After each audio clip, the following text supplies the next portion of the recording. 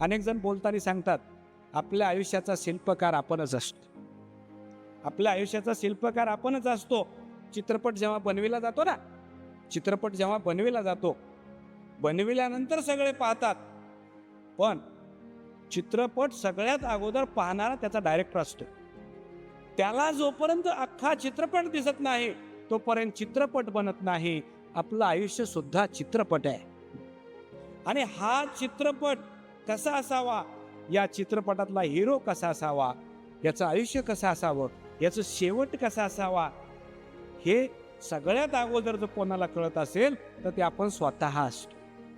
आणि आपण स्वतः ठरवायचंय की मला माझं आयुष्य कसं बनवायचंय, मला माझ्या आयुष्यात काय करायचंय. माझ्या आयुष्यात मला सायकलवर चालायचंय का मर्सिडीजवर चालायचंय, हे दुसरं कोणी सांगत नाही हो, हे स्वतः ठरवा.